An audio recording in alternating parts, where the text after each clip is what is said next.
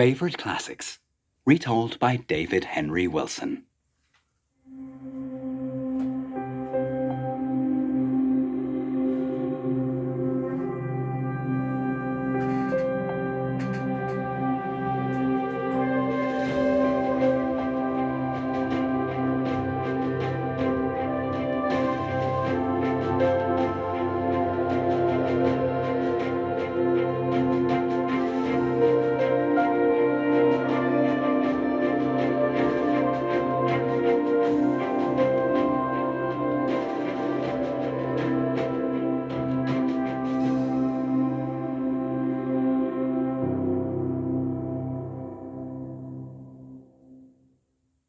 Daniel Defoe, Robinson Crusoe.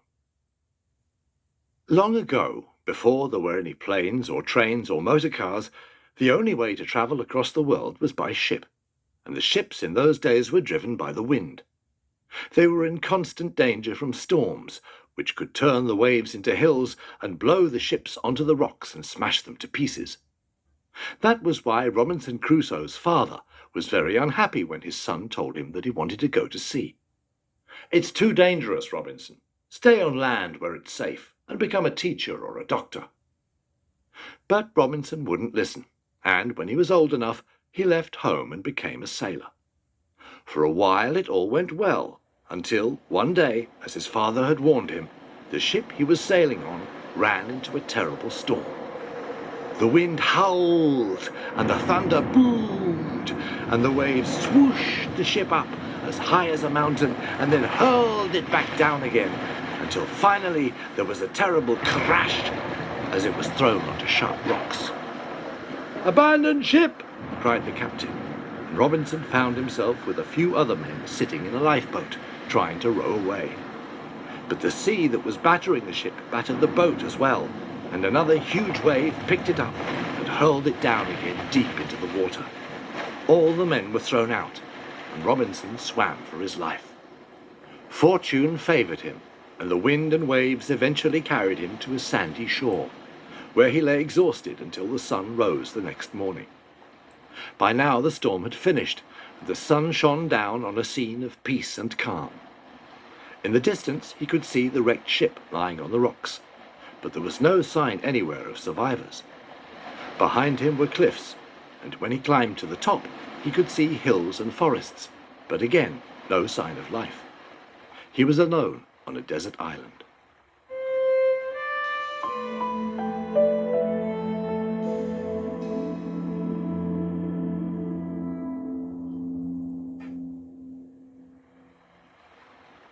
From the cliff top he could see the wreck.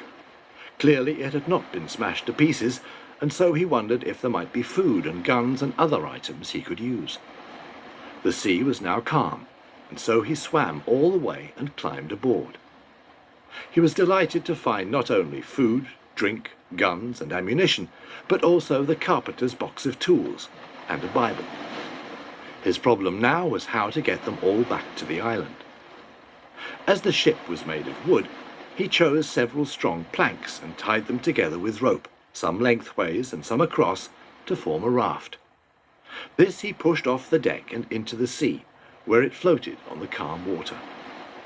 Next he lowered the heavier items by rope and carried the lighter ones down to the raft until it could hold no more. Then he made a paddle out of another piece of wood and set off for his island. After several days and several journeys, he had a good supply of all the things he needed, and so his next task was to build a home for himself. He had made a tent out of the ship's sails, but now he looked for a suitable place to put it.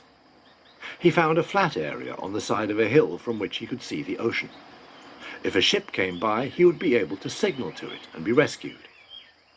Just behind where he set up his tent, there was a hollow space in the hill, and he dug into it to make it big enough to hold all the stores he had brought from the wreck.